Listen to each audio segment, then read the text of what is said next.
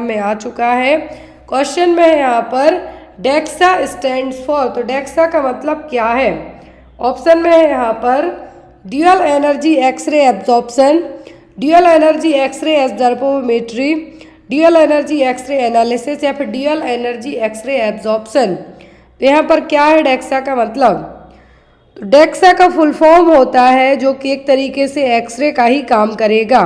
क्या है? एक्सरे का ही काम करेगा। पहले आपको है जो डेक्सा स्कैनिंग में क्या किया जाएगा, बॉन्ड डेंसिटी आपकी चेक की जाती है। बॉन्ड डेंसिटी का मतलब है कि आपकी बॉन्ड्स में जो डेंसिटी है, उनकी क्षमता है कैल्शियम विटामिन डी के कारण, जो कि एक मैनेजेबल रहती है, लेकिन बढ़ती हुई उम्र के साथ में आफ्टर स्पेशली 30 ईयर के बाद ये कम होने लगती है, 28 ईयर के बाद। तो यहाँ पर इसको चेक करने के लिए डेक्सा स्कैनिंग किया जाता है, बॉन्ड डेंसिटी चेक करने के लिए। इसका फुल फॉर्म होता है ड्यूअल एनर्जी एक्सरे एब्जॉर्पोमेट्री। एक तरीके का एक्सरे ही इसमें किया जाता है। क्या होगा? एक तरीके का इसमें एक्सरे किया जाएगा जिसमें आपके लिए है जो क्या है, जिसमें आपके लिए एक तरीके की डाई है जो पहले दी जाएगी। आफ्टर दैट डाई आपके लिए चेक किया जाएगा आपकी जो एक जिस तरीके से एक्सरे होता है, सेम एज उसी तरीके से डेक्सा स्कैनिंग भी आपकी की जाती है बॉन्ड डेंसिटी को चेक करने के लिए। इसके लिए आपको ये पूछा जा सकता है डेक्सा स्कैनिंग किसके लिए होती है? तो ये होती है बॉन्ड डेंसिटी चेक करने के लिए कि आपकी जो हड्डियां हैं, क्या है, आपकी जो हड्डियां हैं वो किस तरीके से काम कर रही हैं। इसकी जो मशीन होती है वो भी as compare to x ray machine से थोड़ी सी अलग होती है। एक्सरे में आपको जिस भी पर्टिकुलर बॉडी पार्ट्स का एक्सरे लेना है वो किया जाता है, लेकिन इसमें ऐसा नहीं है। क्या है? इसमें ऐसा नहीं है। तो यहाँ पे आपको याद रखना है लेट के इसमें पूरा किया जाएगी स्कैनिंग। इसका फुल फॉर्म क्या है? Dual energy X-ray absorptiometry, bond density check करने के लिए स्क्रीनिंग की जाती है। अगला क्वेश्चन है to help prevent neural tube defects grain products are now fortified with. Neural tube दोषों को रोकने में मदद के लिए अनाज उत्पादों को अब किससे मजबूत किया जाता है? जो ग्रेन प्रोडक्ट्स होते हैं उनमें और ऐसा क्या मिलाया जाता है? फोर्टिफिकेशन का मतलब है कि कुछ अच्छी चीज़ें मिलाना जिसके कारण उस अनाज की क्वालिटी बढ़ जाए। आयरन मिलाया जाता है, फॉलेट मिलाए जाते हैं, प्रोटीन मिलाया जाता है कि विटामिन मिलाए जाते हैं? ऐसा क्या मिलाया जाता है ग्रेन प्रोडक्ट्स में कि जो फोर्टिफिकेशन है? फोर्टिफिकेशन का मतलब कुछ अच्छी चीज़ें मिलाना जिसके एक होता है एडल्ट्रेशन, मतलब जो अच्छी खाने की चीज़ है उसमें ऐसी मिलावट करना जो नुकसानदायक हो और क्वालिटी भी उसकी चीप हो जाए। लेकिन फोर्टिफिकेशन का मतलब होता है कि अच्छी चीज़ें मिलाना जिससे आपके जो अनाज हैं, आप जो गेहूँ चावल जो भी खा रहे हैं उसमें अच्छी चीज़ें और मिलाना, इसके कारण उनमें और ज़्यादा अमाउंट में आपको अच्छी क्वालिटी वाले आइटम्स मिले। तो जो फोर्टिफिकेशन किया जा रहा है न्यूरल ट्यूब डिफेक्ट को प्रिवेंट करने के लिए ग्रेन में, वो क्या है? आयरन की मिलावट, फॉलेट, प्रोटीन या फिर विटामिन। तो ये कहलाएगा आपका क्या? फॉलेट। सबको पता है फॉलिक एसिड दिया जाता है प्रेगनेंसी में। क्यों? न्यूरल ट्यूब डिफेक्ट को प्रिवेंट करने के लिए। आपकी बॉडी में सफिशिएंट फॉलिक एसिड होता है, लेकिन जब प्रेगनेंसी कंसीव की जाती है तो उस प्रेगनेंसी को कंसीव करने के लिए जो बेबी की न्यूरल ट्यूब होती है उसको बनने के लिए ज़रूरी क्या होता है? Folic acid. तो जब भी कंसीव करना चाहते हैं या फिर आप कंसीव कर लिए हैं तो as soon as possible doctor आपको फॉलिक एसिड स्टार्ट करते हैं ताकि जो होने वाला बच्चा है उसको आप स्पाइना बाइफिडा या फिर न्यूरल ट्यूब डिफेक्ट जैसी कंडीशन से प्रिवेंट कर सकें। अगला क्वेश्चन है यहाँ पर iron IDA for female 9 to 13 year. यदि किसी फीमेल की एज बताई गई है कि उम्र 9 से 13 है तो आयरन है जो कितना ज़रूरी पड़ेगा, कितना ज़रूरत है? 5 mg per day, 7 mg per day, 8 mg per day या फिर 10 mg पर डे। कितने आयरन की ज़रूरत पड़ेगी? Recommended daily allowance. एग्जाम में फुल फॉर्म पूछ सकते हैं। रिकमेंडेड डेली अलाउंस है जो 9 से 13 साल की उम्र में है, आयरन कितना ज़रूरी होगा? तो आयरन में 9 से 13 साल की उम्र में कहा गया है तो होगा 8 mg पर डे के हिसाब से। कितना? 8 mg पर डे के हिसाब से। अब आप चाहें तो इसका स्क्रीनशॉट ले सकते हैं जो टेबल आपको स्क्रीन पे दिख रही है, क्योंकि आपको ज़रूरी नहीं 9 से 13 पूछें, 0 से 6 पूछ सकते हैं आपको, या फिर 7 to 12 पूछ सकते हैं, कुछ भी पूछ सकते हैं। तो यहाँ पर कितना इन्फेंसी में, चिल्ड्रन में, मेल फीमेल में कितना ज़रूरी होगा आयरन mg पर डे। तो यदि इन्फेंसी पीरियड में पूछे आयरन तो 0 to 6 मंथ में पूछें तो कितना 0.27, कितना 0.27। लेकिन 7 से 12 महीने में पूछें तो 11, कितना 11 mg पर डे के हिसाब से। फिर आता है बच्चों की एज के अकॉर्डिंग। तो यदि वही चीज़ 9 से 13 साल के मेल में पूछें या फीमेल में पूछें तब इक्वल रहेगी। फिर फीमेल में यदि 14 से 18 में पूछें, कितना फीमेल में 14 से 18 में पूछें तो आपको कहना है 15 mg पर डे, क्योंकि इस टाइम पे पीरियड्स आना स्टार्ट होते हैं गर्ल्स में, मीनार्ची स्टार्ट होती है, जनरली 12-13 साल की उम्र में हो जाती। लेकिन 14 से 18 साल तक एक जो आइडियल टाइम माना जाता है जिसमें लेट भी आते हैं, यदि पीरियड्स स्टार्ट होते हैं आना, 14 से 18 साल की उम्र में आयरन का लॉस होता है। क्यों? पीरियड्स में जो ब्लीडिंग होगी उसके कारण। तो यहाँ पर इसमें ज़्यादा दिया जाएगा आयरन, किसमें 14 साल की उम्र के बाद से, कितना 14 साल की उम्र के बाद से।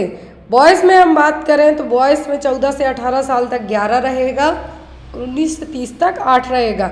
जितना 9 से 13 में ज़रूरी था उतना ही 19 से 30 में ज़रूरी हो जाएगा। तो यहाँ पर आपको RDA, आयरन का, आयोडीन का, जो भी मिनरल्स हैं आपके उन सब का याद करके जाना है।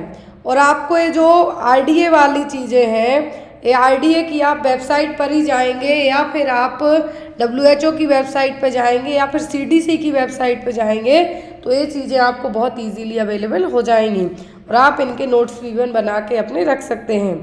अगला क्वेश्चन है, an extra amount of fluid in feet, ankles and leg tissue is termed as, है an extra amount of fluid in feet, ankle and leg tissue is termed as। पैरों, टखनों और पैरों के ऊतकों में तरल पदार्थ की अत्यधिक मात्रा को क्या कहा जाता है? एडिमा, स्वेलिंग, प्लग या फिर ऑल ऑफ दी अबव। क्या कहा जाता है? फीट, एंकल, लेग टिश्यू में यदि extra amount of fluid filled up हो जाए तो ये क्या कहलाएगा? अब जो विजिबल होगा तो वो तो कहलाती है स्वेलिंग और सूजन।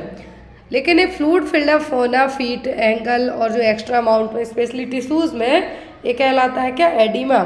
प्लग का मतलब तो होगा एक तरीके से ऑब्स्ट्रक्शन बनना। अब ये प्लग है जो आपका क्लॉट के कारण भी बन सकता है, थ्रोम्बस के कारण भी बन सकता है, या फिर आपका ये प्लग हाई कोलेस्ट्रॉल होने के कारण भी जमा हो सकता है। तो यहाँ पर एक्स्ट्रा अमाउंट ऑफ फ्लूइड है जो कि फीट, एंकल और लेग टिश्यू में है, तो ये क्या कहलाएगा? एडिमा। क्या कहलाएगा? एडिमा। एडिमा। स्वेलिंग जो विजिबल होगी वो कहलाएगी, लेकिन फ्लूइड फिल्डअप हुआ है क्या कहलाएगा? एडिमा। अगला क्वेश्चन है यहाँ पर,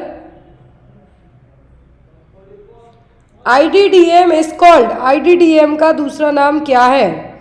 ऑप्शन में है यहाँ पर type 1 diabetes, type 2 diabetes, insulin resistance, gastrointestinal diabetes, independent diabetes mellitus. क्या है? एक होती है डिपेंडेंट और दूसरी होती है इंडिपेंडेंट डायबिटीज मेलाइटिस। दो तरीके की डायबिटीज होती है, टाइप 1 एंड टाइप 2। क्या है? Type 1 and type 2। तो यहाँ पर एक होती है non insulin dependent diabetes mellitus और दूसरी होती है यहाँ पर इंसुलिन डिपेंडेंट डायबिटीज मेलाइटिस। तो IDDM को क्या कहा जाता है? IDDM को कहा जाता है, IDDM क्या कहलाएगी? टाइप 1 और इंसुलिन डिपेंडेंट डायबिटीज मेलाइटिस। और दूसरी होती है टाइप 2 वाली। टाइप 2 को क्या कहा जाता है? NIDDM, non insulin dependent diabetes mellitus. Type 1 क्या है? IDDM, insulin dependent diabetes mellitus. दो तरीके की डायबिटीज होती है। तो यहाँ पर जो सबसे ज़्यादा खतरनाक है वो कौन सी होती है? खतरनाक का मतलब है यहाँ पर इंसुलिन डिपेंडेंट डायबिटीज मेलाइटिस। यहाँ पर आपकी बॉडी में इंसुलिन की डेफिशिएंसी होगी जिसके कारण ये प्रॉब्लम है जो हो सकती है, और ये जनरली 40 साल से कम उम्र के लोगों में ही डेवलप होना स्टार्ट हो जाती है। और इसमें जनरली जो कॉम्प्लिकेशन बनता है वो होता है कीटो एसिडोसिस। कीटोन बॉडीज़, आपकी जो बॉडी है उसमें कीटोन बॉडी का फॉर्मेशन होना स्टार्ट हो जाता है। और इसका एकमात्र ट्रीटमेंट है कि बिना इंसुलिन के पर्सन जिंदा नहीं रह पाएगा, क्योंकि आपकी बॉडी है जो इंसुलिन बनाना कम कर देगी। जो बीटा सेल्स हैं पैंक्रियास की, जो आइसोलेट्स ऑफ लैंगरहैंस की जो बीटा सेल्स हैं वो क्या करती हैं, इंसुलिन को बनाती हैं। लेकिन जो इंसुलिन डिपेंडेंट डायबिटीज़ है इसमें बीटा सेल्स या तो क्या होंगी, खराब होंगी, डिफेक्टिव होंगी, जिसके कारण इंसुलिन बनेगा ही नहीं। बिना इंसुलिन के आपकी बॉडी कैसे काम करेगी। और दूसरा होती है non insulin dependent diabetes mellitus. ये जनरली 40 साल की उम्र के बाद होती है, या तो जिनका वजन बहुत ज़्यादा होता है, मोटे लोग होते हैं, उनको सबसे कॉमन होती है। और यहाँ पर दूसरी चीज़ ये होती है कि जो इसमें बॉडी वेट मोटे लोग होते हैं, ओबीज होते हैं, उनमें सबसे ज़्यादा NIDDM देखने को मिलेगी। इसमें जो आपकी बॉडी है, आपकी बॉडी इसमें क्या होगी, रेजिस्टेंस ही होगी, resistance of target tissue to insulin. Insulin का क्या होगी, रेजिस्टेंस ही रहेगी। तो यहाँ पर खाने पीने के कारण भी इसको आप कंट्रोल कर सकते हैं। अगला क्वेश्चन है, What measures can be used to determine if person weight is healthy? यह निर्धारित करने के लिए किस उपाय का उपयोग किया जाता है कि व्यक्ति का वजन स्वस्थ है या नहीं। एक्सरसाइज से, बॉडी इमेज से, बॉडी मास इंडेक्स से कि कैलोरीज से। किससे, कि आप हेल्दी हैं, आप मोटे हैं लेकिन फिर भी हेल्दी हैं। कैसे पता चलेगा आपको, एक्सरसाइज करने से, आपकी पर्सनालिटी बॉडी इमेज देखने से, कितना कैलोरीज आप खाते हैं उससे, या फिर BMI से। तो आपका वजन हेल्दी है या नहीं, कि आपकी हाइट के अकॉर्डिंग आपका वजन कितना होना चाहिए, वो आप कैसे पता करेंगे, बॉडी मास इंडेक्स से। किससे, body mass index. Body mass index से आपको बहुत सारे क्वेश्चंस एग्जाम में आते हैं। नॉर्मल पूछा जाता है BMI, दूसरा फॉर्मूला इसका आ सकता है आपको, तीसरा आपको पर्सन का वजन और हाइट दोनों बता दी जाएगी और कहा जाएगा कि आप कैलकुलेट कीजिए। प्रेगनेंसी में BMI थोड़ा सा हाई रहता है, लेकिन यहाँ पर जब नॉन प्रेग्नेंट में वापस रिवर्ट होते हैं तो नॉर्मल रहेगा। तो यहाँ पर आपको अलग अलग कंडीशंस हैं जो रहेंगी। तो यहाँ पे देखिए BMI, आप क्या पूछा जाए कि BMI, तो देखिए इसकी जो नॉर्मल BMI होती है 24.9 तक की रेंज में। कितना, 24.9 तक, 18.5 से लेके 24.9 तक, ये क्या है, नॉर्मल वेट है। लेकिन यदि बिलो 18.5 है BMI तो क्या होगा, अंडर वेट, आपको क्या है, माल न्यूट्रिशन भी हो सकता है। फिर यदि ओवर वेट है तो 25 से लेके 25 टू 29.9 तक रहेगा। 30 टू 34.9 है तो ओबेसिटी की क्लास फर्स्ट, 39.9 तक है तो क्लास सेकंड, अब 40 है तो क्लास थर्ड। इसमें आपका कोलेस्ट्रॉल, ट्राइग्लिसराइड, सभी चीज़ें इतनी ज़्यादा हाई होंगी। वो पर्सन का वजन है जो 150 kg से अबव रहेगा। तो यहाँ पर अब BMI डिपेंड करती है आपकी हाइट पर। ऐसा नहीं कि आपकी हाइट 5 फुट है और आप 80 किलो के हैं, तो यहाँ पर इस चीज़ पे भी डिपेंड करेगी। देखिए यहाँ पे BMI का फॉर्मूला है, याद रखें, यहाँ पे एग्जाम में आ सकता है कि वेट इन किलोग्राम क्या है। जो इंडिया में तो जनरली जो एग्जाम्स होते हैं उनमें इसी तरीके से आता है कि weight in kilograms divided by height in metre square. Generally आप अपनी हाइट सेंटीमीटर में नापते हैं, कि जैसे मेरी हाइट है 157 सेंटीमीटर, तो मैं इसको किस में कन्वर्ट करूँगी, सेंटीमीटर से मीटर में, और मीटर को भी स्क्वायर करूँगी। तो यहाँ पर वही है कि weight in kilogram divided by height in metre square. तो ये क्या आपकी निकल के आएगी, BMI। अब यदि आपकी BMI के लिए आपको हो सकता है कि एग्ज़ाम में आपका क्या दे दें, वज़न दे दें, आपका वेट दे दें कि आपका वेट कितना है, 50 kg, क्लियर। हाइट है आपकी 156 सेंटीमीटर। देन आपको कैलकुलेट करना है BMI, कितना BMI आएगा। तो पहले आपको जब पता होगा कि 1 मीटर में कितने सेंटीमीटर होंगे, क्या है, 1 मीटर में कितने सेंटीमीटर होंगे, तब आप कन्वर्ट कर पाएंगे। तो 1 मीटर इक्वल टू 100 सेंटीमीटर, कितना, 1 मीटर इक्वल टू 100 सेंटीमीटर रहेगा यहाँ पे। तो अब आप यदि यहाँ पर जो हाइट दी गई है कितनी है, 156 सेंटीमीटर, क्या है, 156 सेंटीमीटर, इसको आप मीटर में कन्वर्ट करेंगे तो इतना कितना हो जाएगी, 156 मीटर। अब यहाँ पे आपका जो स्क्वायर है वो भी लग जाएगा, सॉरी यहाँ पे आपका स्क्वायर भी लगेगा। तो अब आप इसको कैसे डिवाइड करेंगे, 55 डिवाइडेड बाय 1.56 मीटर स्क्वायर के हिसाब से आप इसको डिवाइड करेंगे, तो जो आपकी BMI आएगी वो यहाँ पे आप क्या करेंगे, लिख देंगे। क्लियर है? तो यहाँ पे आपको BMI कैसे कैलकुलेट करना है मैंने बता दी। अगला क्वेश्चन है, आप लोग भी अपनी अपनी चेक कर लेना कि ओवीज तो नहीं हो। अगला क्वेश्चन है, in the WHO recommended ORS the amount of glucose. WHO द्वारा जो अनुशंसित ORS है उसमें ग्लूकोज की कितनी मात्रा होती है? ऑप्शन में 10 ग्राम, नेक्स्ट है 20 ग्राम एंड 15 ग्राम, या फिर 25 ग्राम। कितना होगा? तो यहाँ पर ORS का अमाउंट पूछा है, तो ORS का अमाउंट कितना होता है? तो वो होगा यहाँ पर अकॉर्डिंग टू ऑप्शन के 20 ग्राम तक। कितना? 20 ग्राम तक। जो यहाँ पर ग्लूकोज इसमें मिक्स्ड रहेगा, क्या है, ग्लूकोज मिक्स्ड रहेगा, तो यहाँ पर इसमें जो कितना अमाउंट रहेगा वो रहेगा यहाँ पर शुगर और ग्लूकोज का अमाउंट 20 ग्राम तक। नेक्स्ट क्वेश्चन है, the daily requirement of iodine for an adult is. Adult की जगह आपको आयोडीन का जो क्या है, आयोडीन का है जो जरूरी है आपके शरीर में, एडल्ट की जगह आपको कुछ भी पूछ सकते हैं, लेकिन यहाँ पर आपको जब क्वेश्चन दिया गया है कि आयोडीन की जो रिक्वायरमेंट है कितनी होनी चाहिए, तो यहाँ पर ऑप्शन में 400 माइक्रोग्राम, 250 माइक्रोग्राम, 150 माइक्रोग्राम या फिर 800 माइक्रोग्राम, कितने माइक्रोग्राम की ज़रूरत पड़ेगी। तो यहाँ पर यदि हम बात करें अकॉर्डिंग टू एज के, और यहाँ पर आपको यदि हम बात करते हैं कि उम्र के हिसाब से, तो आयोडीन की ज़रूरत एक एडल्ट में पूछा है कितनी होगी, 150 माइक्रोग्राम। कितना? 150 माइक्रोग्राम। लेकिन यदि आप प्रेगनेंसी में इसके लिए पूछा जाए, कितना, प्रेगनेंसी में पूछा जाता है, तब आपको कितना कहना है, 200। कितना? 200।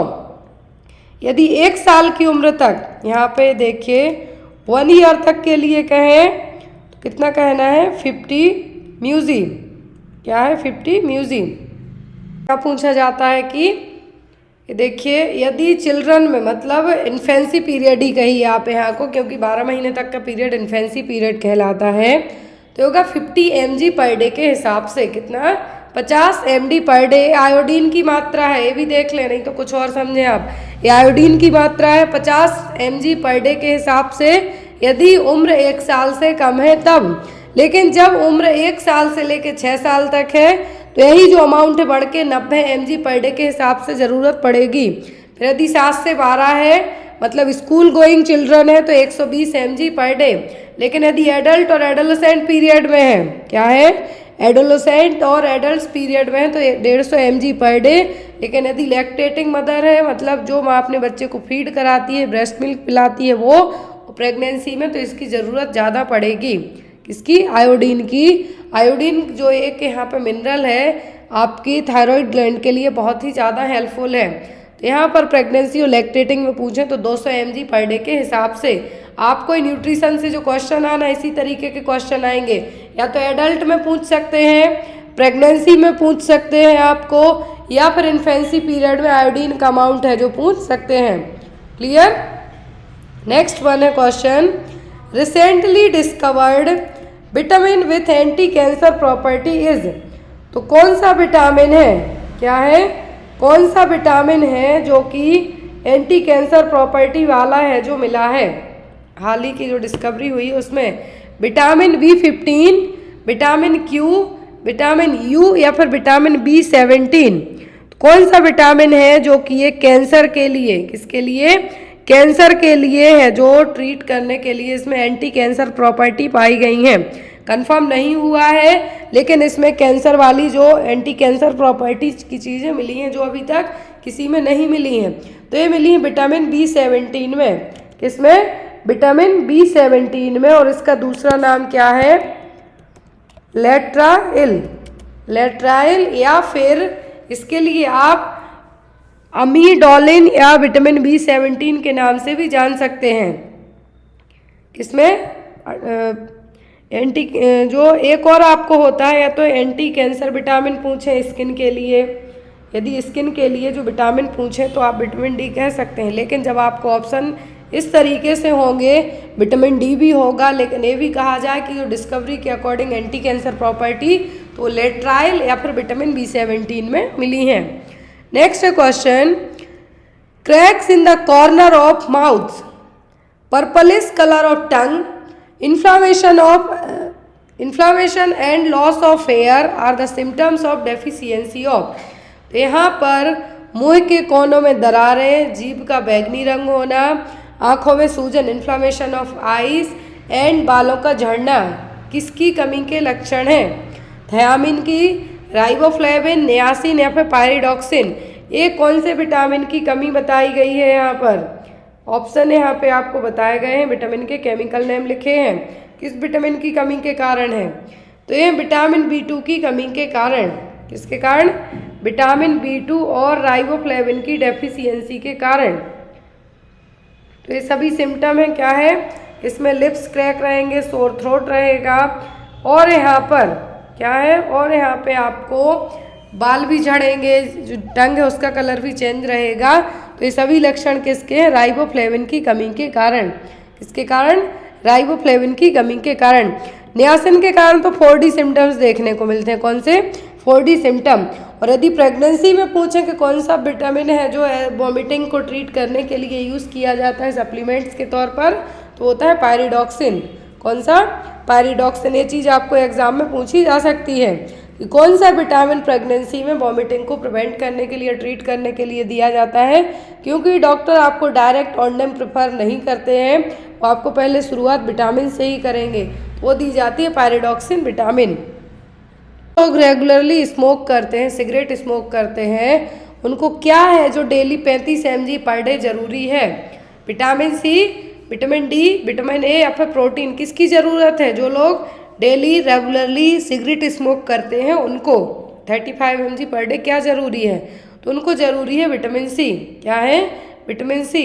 या तो जो लोग स्मोकिंग करते हैं या फिर सेकेंडरी स्मोकर्स हैं, सेकेंडरी पैसिव स्मोकर्स मतलब जो लोग सिगरेट पी रहे हैं उसके आसपास खड़े हुए हैं, उनको उस सिगरेट का जो धुआं जा रहा है वो सेकेंडरी स्मोकर कहलाएंगे, या फिर expose to second hand smoke. In part because smoke increase the amount of vitamin C that the body needs to repair damage caused by free radicals. जो लोग स्मोकिंग करते हैं उनकी बॉडी में विटामिन सी की कमी होती है, और जो टिश्यू रिपेयर है उसके लिए विटामिन सी ज़रूरी होता है। इसीलिए जो भी लोग स्मोक करते हैं उनको डेली 35 mg ज़्यादा विटामिन सी ज़रूरी होगा as compare to non smokers के। जो लोग सिगरेट नहीं पी रहे हैं उनके कंपेयर में जो लोग सिगरेट पीते हैं उनको डेली 35 mg पर डे के हिसाब से विटामिन सी है जो ज़रूरी होगा। अगला क्वेश्चन है, which vitamin supplements is essential for measles affected children. तो जो बच्चे मीजल्स से अफेक्टेड हैं उनको कौन से विटामिन सप्लीमेंट्स की ज़रूरत है? विटामिन डी, विटामिन के, विटामिन ए या फिर विटामिन बी। यहाँ पर जो प्रोफाइलैक्सिस प्रोग्राम है न्यूट्रिशनल ब्लाइंडनेस को लेके, उसके लिए भी पूछ सकते हैं, तो वो है विटामिन ए। कौन सा विटामिन? Vitamin A. और यही विटामिन ज़रूरी है किसके लिए? मीजल्स से अफेक्टेड बच्चों को जो एज अ सप्लीमेंट्स के तौर पे दिया जाता है। नेक्स्ट क्वेश्चन है यहाँ पे, विच of the following helminthic drug does not cross the blood brain barrier. जैसे प्लेसेंटल बैरियर होता है कि कुछ मेडिसिन प्लेसेंटा को क्रॉस करके बेबी को हम नहीं पहुँचा सकती हैं, तो यहाँ पर वैसे ही ब्लड ब्रेन बैरियर क्या है? Blood brain barrier. तो यहाँ पर इस ब्लड ब्रेन बैरियर में कौन सी ड्रग क्रॉस नहीं करेगी? मेवेंडाजोल, निक्लोसामाइड, एल्बेंडाजोल या फिर पैरासिक्वेंटल। कौन सी मेडिसिन है जो ब्लड ब्रेन बैरियर को क्रॉस नहीं करेगी? तो यहाँ पर एक सेमी परमिएबल मेम्ब्रेन होती है। ब्लड ब्रेन बैरियर के यहाँ पे क्या है? एक सेमी परमिएबल मेम्ब्रेन होती है जो कि क्रॉस नहीं करने देगी। बहुत सारी ऐसी मेडिसिन है, बहुत सारे ऐसे कंटेंट हैं इनको जो ब्रेन में नहीं एंट्री करने देगी, तो कहलाता है ब्लड ब्रेन बैरियर। बैरियर का मतलब रुकावट का काम करेगा। तो वो जो ड्रग है ऐसी जो इसको क्रॉस नहीं कर सकती वो है निक्लोसामाइड। कौन सी मेडिसिन? निक्लोसामाइड। अगला क्वेश्चन है which of the following is the most common parasitic infection of the CNS। तो सेंट्रल नर्वस सिस्टम के लिए क्या है? सेंट्रल नर्वस सिस्टम के लिए कॉमन पैरासाइटिक इन्फेक्शन कौन सा है? एपिलेप्सी, मेनिंजाइटिस, पैरालाइसिस या फिर न्यूरोसिस्टिसेरोसिस, क्या है?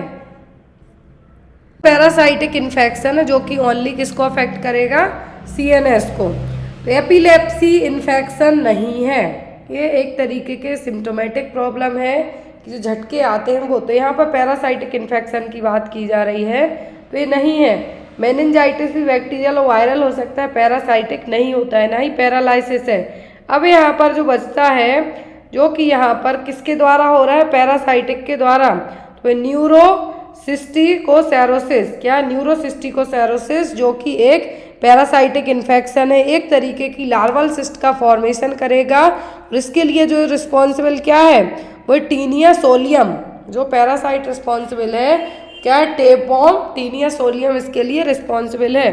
तो यहाँ पर आपको जो पूछा गया है इन्फेक्शन तो क्या? न्यूरोसिस्टिकोसेरोसिस, क्या है? न्यूरोसिस्टिकोसेरोसिस। तो यहाँ पे आप किसको मार्क करेंगे? न्यूरोसिस्टिकोसेरोसिस जो कि एक पैरासाइटिक इन्फेक्शन है और टीनिया सोलियम के द्वारा होगा। क्लियर? अगला क्वेश्चन है school age stage development means. अब स्कूल एज स्टेज डेवलपमेंट पूछा है यहाँ पर, इसका मतलब क्या है? From 4 to 10 year, from 5 to 10 year, from 6 to 12 year या फिर फ्रॉम 8 to 14 ईयर। अब यहाँ पर अकॉर्डिंग टू एज ग्रुप पूछा है, क्या है? अकॉर्डिंग टू एज ग्रुप पूछा है, स्कूल का पूछा है। तो स्कूल वाले बच्चे क्या हैं? 6 to 12 ईयर के। कितना? 6 to 12 ईयर के। यहाँ पे देखिए मैं ऐड करती हूँ 0 to 1 मंथ, ये कंसीडर किए जाते हैं किसमें? न्यूनेट्स में। और 28 डेज तक के भी, कितना? 28 डेज तक के। नेक्स्ट आता है आपका 1 ईयर वाले,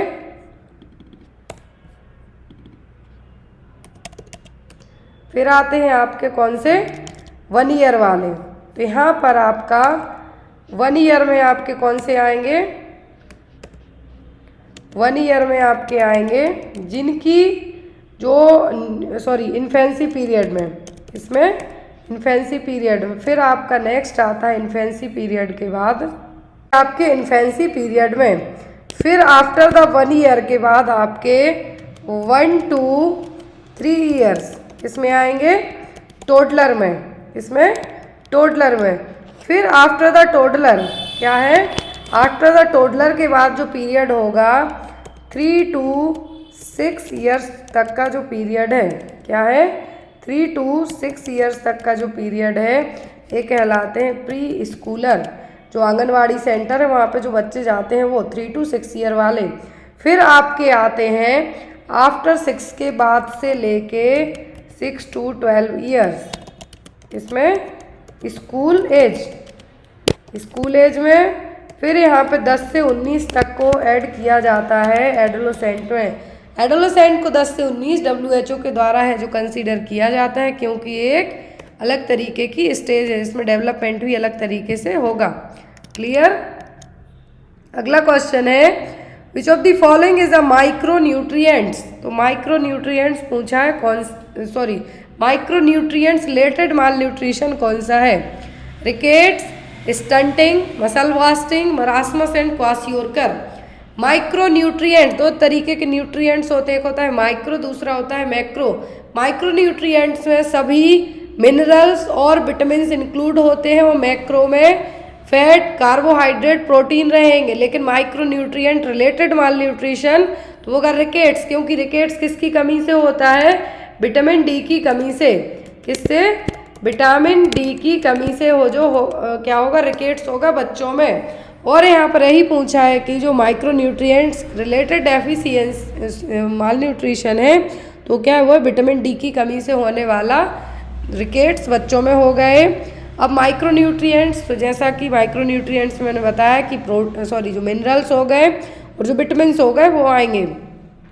मरासमस और क्वासियोरकर प्रोटीन एनर्जी माल न्यूट्रिशन है, कैलोरीज और प्रोटीन की कमी के कारण होगा, तो मैक्रो में आएगा ना कि माइक्रो में आएगा। अगला क्वेश्चन है यहाँ पे, the American academy of paediatric recommended that all the children should be screened especially for autism spectrum disorder during, तो अमेरिकन अकेडमी ऑफ पीडियाट्रिक के अकॉर्डिंग जिन बच्चों की उम्र कितनी हो जिसको आपके लिए ऑटिज्म स्पेक्ट्रम डिसऑर्डर के लिए स्क्रीनिंग करानी है, 12th and 36th month, 18th and 24th month, 9th month या फिर 12th मंथ। ऑटिज्म मतलब म्यूट, बच्चा बोलेगा नहीं, बच्चा बोलेगा नहीं, उसके लिए आप किस उम्र में उसकी स्क्रीनिंग कराएंगे? 18 से 24 महीने के बीच में। जनरली कुछ बच्चे 7 मंथ से दादा पापा मामा बाबा सब बोलना स्टार्ट कर देते हैं, 1.5 साल की उम्र तक और मे भी 1 साल तक क्लियरली कुछ शब्द बोलने लगते हैं अच्छे से। लेकिन यदि बच्चे की उम्र 18 महीने से लेकर 24 महीने के बीच तक हो जाए, बच्चा तब भी कुछ ना बोले, तब उसकी स्क्रीनिंग एक बार करवानी बहुत ज़्यादा ज़रूरी होती है। तो उम्र यहाँ पे पूछी है, ऑटिज्म स्पेक्ट्रम डिसऑर्डर की स्क्रीनिंग कब करानी है? जब बच्चा 18 से 24 महीने का हो जाए, उस टाइम तक भी बच्चा बात ना करे तब। यदि बच्चा बोल रहा है तो कोई ज़रूरत नहीं, रिस्पॉन्ड कर रहा है, बात सुन रहा है, आप जो बात करते हैं उसको रिपीट कर रहा है तो कोई ज़रूरत नहीं है, लेकिन बात ही नहीं कर रहा है, एक भी शब्द नहीं बोल रहा है, तब ऑटिज्म स्पेक्ट्रम डिसऑर्डर के लिए बच्चे की स्क्रीनिंग कराना ज़रूरी है। अगला क्वेश्चन है, in GOBI FFF what does the letter O refers to? तो अब यहाँ पे आपको पूछा है, गोबी कैंपेन आपने पढ़ा है, यूनिसेफ के द्वारा लाया गया था ये। तो यहाँ पर इस गोबी कैंपेन में जो FFF है, इसका जो O लेटर है GOBI का O है, O का मतलब क्या है? Organised pattern, oral rehydration, oral polio vaccine, oncological measures. क्या है इस O का मतलब? तो इस O का मतलब होता है ओरल रिहाइड्रेशन। क्या है? Oral rehydration. G represent the growth monitoring, O represent the oral rehydration, B represent the breastfeeding, I represent the immunization, F family planning, food supplement और female education। तो या तो आपको इन ट्रिपल F का मतलब बता के एक्सेप्ट करके पूछेंगे। ट्रिपल F का मतलब क्या है? Family planning, food supplement, female education. अब चौथा कुछ और F से लेके रख देंगे और आपको बोलेंगे एक्सेप्ट करके आंसर दीजिए, या फिर कौन सा है F का मतलब? आपको ये याद रखना है, गोभी में हो सकता है I का मतलब पूछे, खाने वाले गोभी नहीं है, GOBI है। Growth monitoring, oral rehydration, breast feeding, immunisation, family planning, food supplementary, female education. Next question है, which of the following option represent macronutrients? तो यहाँ पे मैक्रोन्यूट्रिएंट्स कौन से हैं? Calcium, zinc, iodine, protein. तो आयोडीन, जिंक, कैल्शियम। क्या है? Iodine, zinc, calcium. सबसे ज़्यादा मिनरल पूछे हमारे शरीर में तो वो होता है क्या? कैल्शियम। कौन सा? कैल्शियम। फिर आयरन। कैल्शियम जरूरी क्यों है? हड्डियों के लिए, दांतों की ग्रोथ के लिए। आयरन जरूरी है ब्लड में, ब्लड के लिए। तो और आयोडीन जरूरी किसके लिए? आपकी मेटाबॉलिक रेट के लिए, थायराइड ग्लैंड के लिए। वैसे ही प्रोटीन, यहाँ पे मैक्रोन्यूट्रिएंट्स पूछें तो क्या है? Protein, carbohydrate and fat. Next one, which of the following is called macronutrients? तो यहाँ पर मैक्रोन्यूट्रिएंट्स कौन सा है? Vitamin, protein, mineral, calcium. यहाँ पे भी पूछा है कि मैक्रोन्यूट्रिएंट्स का जो सही ऑप्शन है वो क्या है? यहाँ पे भी मैक्रोन्यूट्रिएंट्स पूछा है, तो विटामिन, मिनरल, कैल्शियम में क्या है? माइक्रो है। प्रोटीन, फैट, कार्बोहाइड्रेट किस में आएंगे? मैक्रोन्यूट्रिएंट्स में। अगला क्वेश्चन है आपको मोस्ट इंपॉर्टेंट क्वेश्चन, बहुत सारे एग्जाम्स में आया भी हुआ है। हाउ मच सॉल्ट इनटेक पर day for hypertensive patient recommended by the American heart association? तो हाइपरटेंशन वाले मरीज को हाउ मच सॉल्ट, एक दिन में कितना सॉल्ट लेना है यदि मरीज को हाई बीपी की समस्या हो? तो अमेरिकन हार्ट एसोसिएशन के according 1800 mg per day, 2200 mg per day, 1500 mg per day या फिर 2000 mg पर डे। जब बीपी बढ़ता है तो आपको डॉक्टर कहते हैं नमक कम लीजिए, सोडियम रिस्ट्रिक्टेड डाइट लीजिए। साथ ही साथ आपको कहा जाता है कि आप सोडियम रिस्ट्रिक्टेड डाइट के साथ साथ, क्या है सोडियम रिस्ट्रिक्टेड डाइट का मतलब है यहाँ पर नमक की मात्रा आपको कम खानी है। तो यहाँ पर हाइपरटेंशन यदि मरीज को है तो अमेरिकन हार्ट एसोसिएशन कितना आपको अलाउ कर सकता है? 1500 mg पर डे के हिसाब से। Next is repeated washing of rice leads to loss of. यदि बार बार आप चावलों को धोते हैं बनाने के पहले 1, 2 बार, 3 बार तक काफ़ी, लेकिन धुलते ही जा रहे हैं, तो क्या लॉस हो सकता है? B12, B1, B6 या फिर B2। तो यहाँ पर चावलों को बार बार धुलने से या फिर चावल की पॉलिशिंग से या माइलिंग से जो विटामिन का लॉस होता है वो होता है विटामिन B1 और थायमिन। कौन सा? विटामिन B1 का लॉस होता है, या तो राइस की पॉलिशिंग होती है जो मिल्स में चावल बनते हैं धान से, उस टाइम पे बार बार धुलने के कारण किसका लॉस होगा? B1 का। Next is which of the following should be avoided during diabetes mellitus. तो डायबिटीज़ मेलाइटस में क्या अवॉइड करना चाहिए?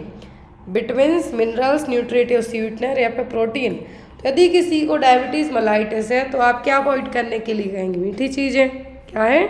मीठी चीज़ों को क्या होंगी? न्यूट्रिटिव स्वीटनर्स, मिठाइयाँ।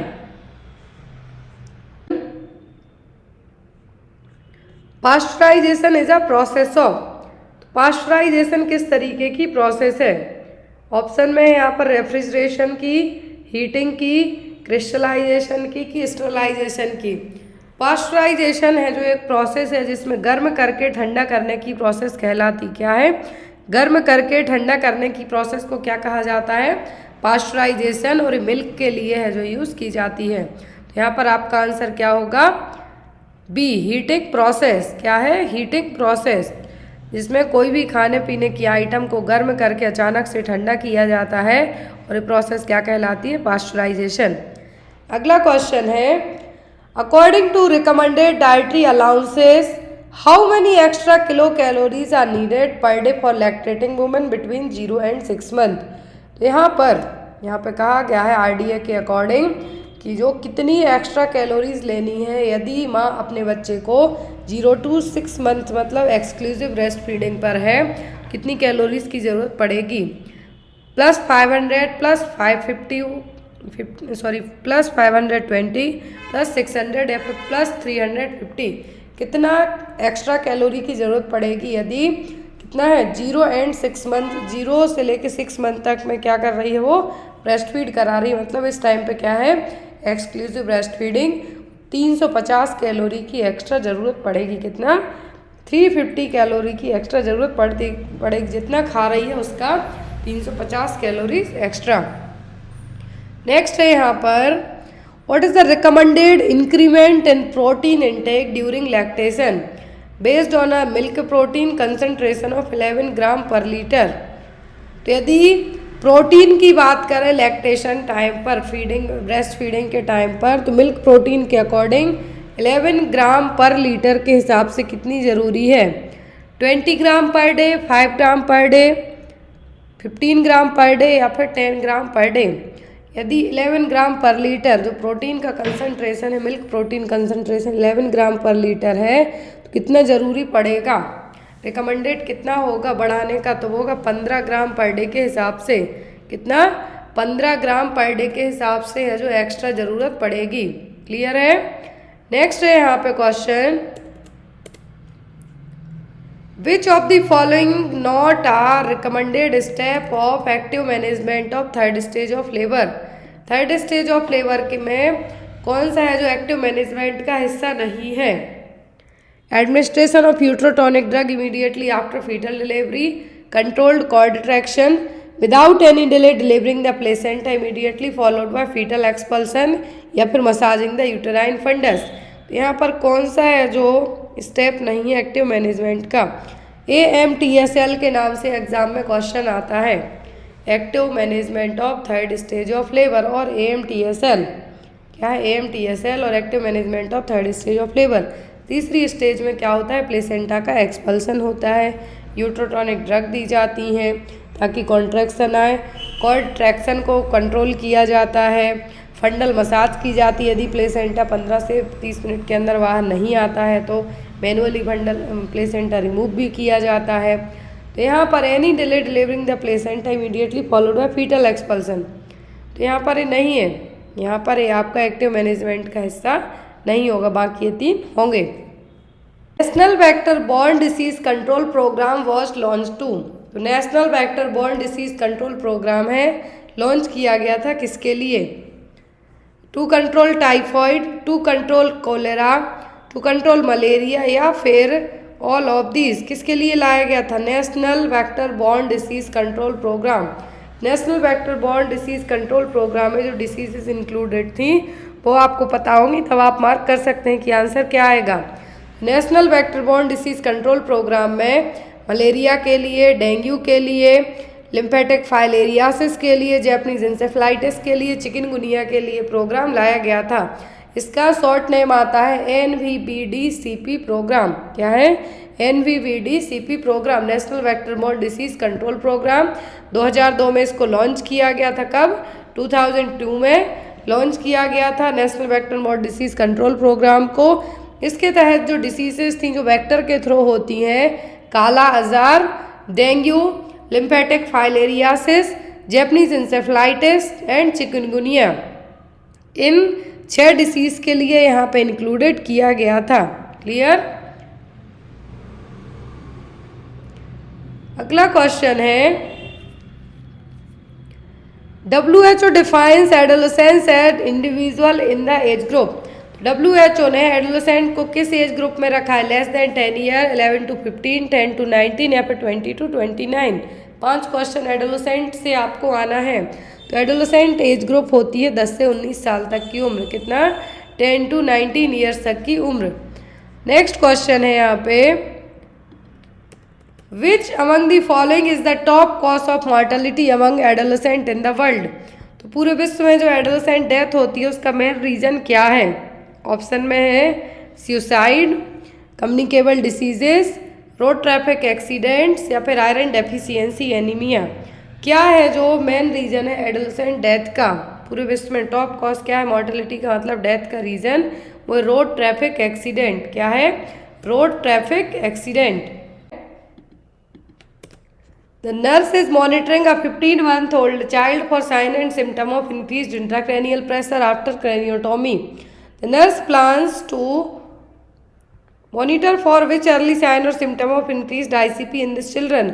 यदि एज अ नर्स आप क्या कर रहे हैं? 15 महीने के ओल्ड चिल्ड्रन को मॉनिटर करते हैं, साइन सिम्टम है कि उसका ICP बढ़ गया है क्रेनियोटॉमी सर्जरी के बाद में। तो आफ्टर दिस क्रेनियोटॉमी के बाद जो ICP बढ़ा हुआ है यहाँ पे क्या है? आफ्टर इस क्रेनियोटॉमी के बाद जो ICP बढ़ गया है, तो यहाँ पर इस बढ़े हुए ICP के लिए क्या है? इस बढ़े हुए ICP के साइन क्या होंगे?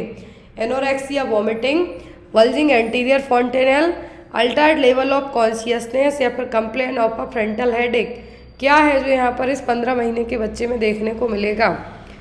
कौन से सिम्टम देखने को मिलेंगे इस 15 महीने के बच्चे में? तो वो होगा यहाँ पे बच्चे का एंटीरियर फॉन्टेनल बल्ज होना। ये देखिए 18 महीने के बाद एंटीरियर फॉन्टेनल क्लोज होते हैं, जो पोस्टीरियर हैं और ऑक्सीपिट हैं में भी 1.5 महीने की उम्र तक क्लोज हो जाते हैं, लेकिन ये 12 से 18 महीने की उम्र के बाद क्लोज होते हैं। यदि यहाँ पर जो फॉन्टेनल बल्ज है दैट मीन्स वॉमिटिंग, और जो फॉन्टेनल बल्ज है मतलब ICP बढ़ा हुआ है। एडल्ट में लेवल ऑफ कॉन्शियसनेस अल्टर्ड रहेगा, लेकिन 18 महीने के बच्चे में, 15 महीने के बच्चे में फॉन्टेनल बल्ज होगा और दूसरा साइन होगा early sign vomiting. Next is which of the following is not included in the quadruple screening test? जो क्वाड्रिपल स्क्रीनिंग टेस्ट होता है इसमें क्या इंक्लूडेड नहीं होगा? ऑप्शन है conjugated oestriol, alpha fetoprotein, human chorionic gonadotropin, या फिर इनहिबिन बी। क्या है जो इंक्लूडेड नहीं होगा? कौन सा है जो इंक्लूडेड नहीं होगा? तो वो होगा यहाँ पर क्या? Inhibin B. क्वाड्रा मतलब होता है 4। ये देखिए इसमें 4 टेस्ट होते हैं, alpha fetoprotein, unconjugated oestriol, human chorionic gonadotropin और डायमेरिक इनहिबिन ए। लेकिन यहाँ पर इनहिबिन बी क्वाड्रिपल में इंक्लूडेड नहीं होता है। ट्रिपल मार्कर में क्या क्या होगा? AFP, SCG और एस्ट्रॉयल है जो चेक किया जाएगा, जो कि 15 से 18 वीक की प्रेगनेंसी में चेक किया जाएगा। यदि हाई AFP है मतलब न्यूरल ट्यूब डिफेक्ट है, लो है मतलब ट्रायोसोमी या फिर डाउन सिंड्रोम डेवलप होने के चांसेस हैं। क्लियर? ट्रिपल मतलब 3, तो इसमें AFP, SCG, एस्ट्रॉयल। क्या है? AFP, HCG और एस्ट्रॉयल रहेगा। क्वाड्रिपल में 4 होंगे, अल्फा फीटोप्रोटीन, अनकॉन्जुगेटेड एस्ट्रॉयल, HCG और डायमेरिक इनहिबिन ए। और जो डबल मार्कर होता है, डबल मार्कर में पेप्पा एंड बीटा HCG है जो किया जाएगा। अगला क्वेश्चन है, एनीमिया मुक्त भारत इनिशिएटिव लॉन्च। एनीमिया मुक्त भारत कब लॉन्च किया गया था? 2018 में, 2020 में, 2012 में कि 2019 में? एनीमिया मुक्त भारत है जो लाया गया था 2018 में। किसमें? 2018 में। देखिए आप, एक आया था weekly iron folic acid programme 2012 में, जिसके तहत 100 mg एलिमेंटल आयरन और 500 म्यूजी फॉलिक एसिड एवरी वेडनेसडे को प्रोवाइड करवाया जाएगा। किसको? एवरी वेडनेसडे को प्रोवाइड कराया जाएगा। इसके बाद आया एनीमिया मुक्त भारत 2018 में। इसके तहत 60 mg एलिमेंटल आयरन, 500 म्यूजी फॉलिक एसिड वीकली प्रोवाइड कराया जाएगा। याद रखें, WIFS में पूछे कब प्रोवाइड कराया जाएगा, तो वेडनेसडे के वेडनेसडे 100 mg एलिमेंटल आयरन और 500 म्यूजी फॉलिक एसिड। लेकिन एनीमिया मुक्त भारत के तहत 2018 में जब इनिशिएटिव आया तो 60 mg एलिमेंटल आयरन और 500 mg folic acid weekly provide कराया जाएगा। फिर इसके बाद आया पोषण अभियान। क्या है? पोषण अभियान आया 2018 में। तो इसके तहत स्ट्रेटेजी लाई गई थी, पोषण अभियान and national nutrition strategy, NITI Aayog के थ्रू, और एनीमिया मुक्त भारत स्ट्रेटेजी के साथ में। इसके तहत क्या था? प्रिवलेंस रेट है जो हमें क्या करनी है? कम करनी है एनीमिया को लेके। तो यहाँ पर governor of India has launch the anaemia मुक्त भारत। एनीमिया मुक्त भारत पोषण अभियान के तहत ही लाया गया था। इसमें जो स्ट्रेटेजी थी 666 स्ट्रेटेजी, क्या थी? 6 एज ग्रुप, 6 इंटरवेंशन और 6 इंस्टीट्यूशनल मैकेनिज्म के तहत स्ट्रेटेजी लाई गई थी, 36 स्ट्रेटेजी। नेक्स्ट है क्वेश्चन,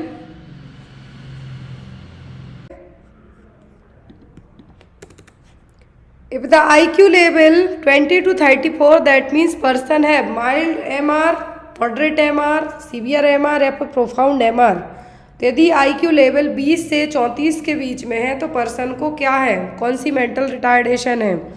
माइल्ड, मॉडरेट, सीवियर या फिर प्रोफाउंड। इसका आपको इंटेलिजेंस क्वाटेंट का जो आपको या तो फॉर्मूला पूछ सकते हैं कैलकुलेट करने का, या फिर आपको एक जो रेंज दी जाती है माइल्ड, मॉडरेट, सीवियर, प्रोफाउंड की, वो दे सकते हैं। तो यदि IQ लेवल 20 से 34 के बीच में है पर्सन का, दैट मीन्स पर्सन क्या? सीवियरली मेंटली रिटार्डेड है। अभी देखिए आप, यहाँ पे दिया गया है कि माइल्ड MR का मतलब होता है IQ लेवल 51 से 70 के बीच हो, 51 to 70। एक क्वेश्चन MP में, पंजाब में, बिहार में, राजस्थान में, सब जगह के एग्जाम में आ चुका है। यदि मॉडरेट है तो IQ लेवल 36 से 50 होगा, सीवियर में 21 से 35 के बीच में होगा, प्रोफाउंड में बिलो 20 जाएगा। तो ऐसे केस में मरीज को हॉस्पिटलाइज्ड करने की जरूरत पड़ती है सीवियर और प्रोफाउंड में। अब एक क्वेश्चन आपके लिए है, आंसर आप लोग कमेंट बॉक्स में देंगे। दूसरी चीज़, आपको यदि इसका फॉर्मूला पूछते हैं तो वो होती है mental as divided by chronological age into 100। यहाँ पे मैं आपको लिख देती हूँ, mental as divided by chronological age into 100। ये फॉर्मूला आपको एग्जाम में आ सकता है। हो सकता है आपको मेंटल एज, क्रोनोलॉजिकल एज दे दी जाए, कैलकुलेट करने के लिए कहा जाए कि IQ निकल के कितना आएगा।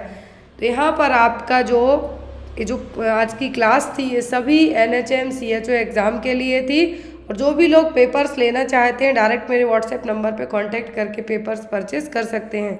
एक क्वेश्चन आपके लिए है, आंसर कमेंट बॉक्स में देना। नेक्स्ट क्लास होगी आपकी प्रोग्राम बेस्ड होगी, उसमें इसका आंसर आपको दिया जाएगा। क्वेश्चन है आपको, mission Indradhanush programme was launched in which year. Mission Indradhanush programme कब लॉन्च किया गया था? 2012 में, 13 में, 14 में कि 15 में? आई होप आपको आज की क्लास अच्छी लगी हो। और जो भी लोग MP, CHO, ANM या फिर कोई से भी पेपर लेना चाहता है तो मेरे व्हाट्सएप पे कांटेक्ट करके पेपर्स को ले सकता है। Thank you, bye bye, take care.